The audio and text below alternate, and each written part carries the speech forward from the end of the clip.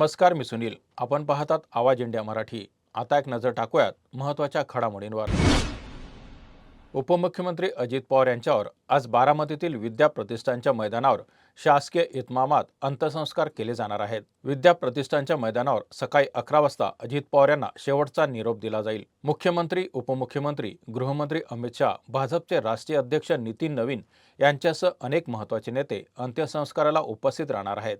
अजित पवारांच्या अंत्यदर्शनासाठी कालपासून बारामतीत मोठा जनसागर लोटला आहे. अजित पवार खासगी विमानानं काल सकाळी मुंबईहून बारामतीकडे रवाना झाले होते. यावेळी बारामती विमानतळावर लँडिंग दरम्यान विमानाचा अपघात झाला. यामध्ये अजित पवारांसह 5 जणांचा मृत्यू झाला. अजित पवार यांच्या पार्थिवावर आज अंत्यसंस्कार होणार आहेत. यासाठी काठेवाडीत पवार कुटुंबियासह समस्त ग्रामस्थ काठेवाडीत दाखल झाले आहेत. काठेवाडीतल्या अजित पवारांच्या निवासस्थानी त्यांचं पार्थिव काही काळ अंत्यदर्शनासाठी ठेवण्यात येणार आहे. रोहित पवार, सुप्रिया सुळे काठेवाडीत दाखल झाले आहेत. सुनेत्रा पवार, युगेंद्र पवार त्यांच्या पत्नी आणि आईसह काठेवाडीत दाखल झाले आहेत. या ठिकाणी अनेकांना अश्रू अनावर झाले आहेत. त्यामुळे काठेवाडीतले सगळे ग्रामस्थ, पदाधिकारी, मंत्रीसहित मोठ्या संख्येने जनसागर आज काठेवाडीत पोहोचला आहे. अजित पवार यांच्या निधनानंतर संपूर्ण राज्यात शोककळा पसरली आहे. यावेळी अजित पवारांचे चिरंजीव जय पवार आणि पार्थ पवार या क्षणी भावूक झाले असून त्यांच्या डोळ्यात पाणी आले होतं. जय पवार म्हणाले, मी आपण सर्वांचं मनापासून आभार मानतो. तुम्ही कायम दादांवर प्रेम केलं ते आज मला स्पष्टपणे दिसत आहे. दादा आपल्या सर्वांच्या मनात आणि हृदयात कायम राहतील. त्यांनी ज्या प्रकारे आयुष्यभर संघर्ष केला तसा संघर्ष आपल्यालाही त्यांच्या विचारांसाठी पुढे सुरू ठेवण्याचा आहे. दरम्यान बारामतीत अजित पवारांच्या चाहत्यांची मोठी गर्दी पाहायला मिळत असून वातावरण अत्यंत भावनिक झालं आहे. त्यांच्या निधनानंतर राज्य सरकारकडून 3 दिवसांचा शासकीय दुखवटा जाहीर करण्यात आला आहे. तसंच राज्यातील अनेक भागांमध्ये कडकडीत बंद पाळण्यात येणार असून सर्वत्र शोक व्यक्त केला जात आहे. शिवसेना ठाकरे गटाचे पक्षप्रमुख उद्धव ठाकरे काल रात्री बारामतीमध्ये पोहोचले. त्यांच्यासह पत्नी रश्मी ठाकरे आणि मुलगा आदित्य ठाकरे हे देखील उपस्थित होते.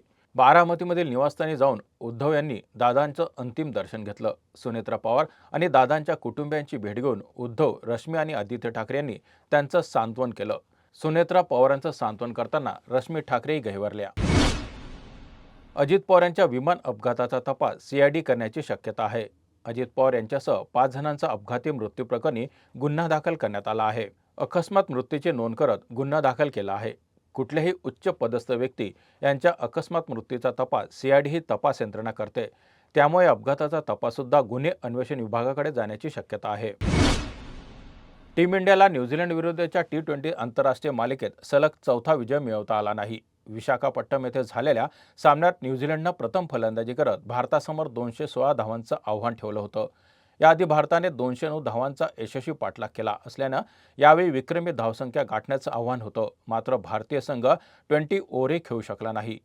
न्यूझीलंडच्या प्रभावी गोलंदाजीसमोर भारताचा डाव 18.4 ओव्हरमध्ये 165 धावांना आटोपला आणि न्यूझीलंडनं 8 चेंडू राखून विजय मिळवला. या विजयासह न्यूझीलंडने 5 सामन्यांच्या मालिकेत विजयाचं खातं उघडलं असलं तरी भारत अद्याप 3-1 अशा फरकाने मालिकेत आघाडीवर आहे.